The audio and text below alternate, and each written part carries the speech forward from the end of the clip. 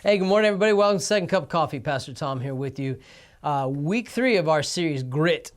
I'm not going to go rehash all of the other weeks. I encourage you to find them. But I want to talk to you about what's next week. Next week, we're going to have a second conversation with Rachel Tucker regarding gritty conversations that sometimes you need to have with people that you are helping.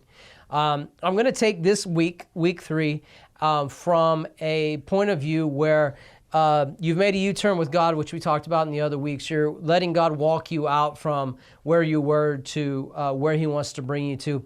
You've decided in yourself, you've come to believe and to know from week 2 and to have that grit inside of you. But the road could be long, and it can be, I don't want to call it monotonous, but you feel like, is there ever a break in the work? Is there ever a break in what we're doing? I will tell you, yes, there is. You won't always be where you are. You're headed in a new direction. God is bringing you to a new place. We've talked about those things. But there's something that God may require of you in the midst of that. He may compel you to do something. And I find that with Simon of Cyrene when Jesus was going to the cross. You can see it in Mark 15, verse 21.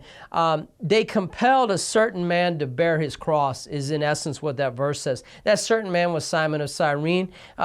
His cross was Jesus's cross. He couldn't bear it himself anymore. So Simon of Cyrene had to pick it up and carry it to the place of crucifixion. And why would I bring that in? When you have made a U-turn and you're walking down the road, God may require of you in that process to help somebody else get to where God is leading you to, even before you get to. I make a joke that the hardest prophetic word to give is the word that you wish you would receive. Right?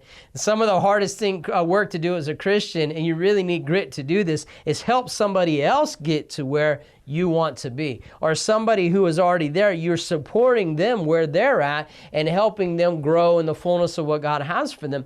There is an inherent, hopefully, satisfaction in that because you're doing what God asked you to do. But there can be a frustration too, as well, because you want to be there. That's fine. You have to trust that God is taking me there. But in this moment, He's compelling me to help somebody else.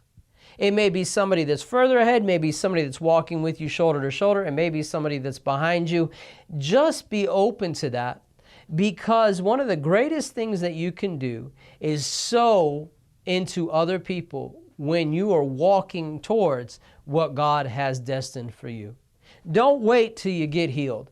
You get healed on the way. Pastor Bob told me that many years ago. I've kept it in my heart because it's true. Don't wait till you're perfect, because you will never be. When God puts it in your path and He compels you in a good way, pick up the cross, help that person. You cannot fulfill their destiny. In the sense that Simon of Cyrene could not get on the cross and be crucified for Jesus. That wasn't the point. But He helped him get to where his purpose was. You help people get to their purpose, God will take care of you. It's a promise God has given me many times. You take care of them, I'll take care of you, I promise. It takes grit to walk that out, so embrace the grit and say, God, as you bring them, even though I may not be to the fullness of where you're taking me, even on this year, I may have just made my U-turn, whatever it is, God, Apostle Dave would say you only need to be one step ahead of somebody to lead them. Grab it. Walk it out with them, help them get to their purpose, and God will take care of you. We love you. We're excited about next week's conversation, so please tune in.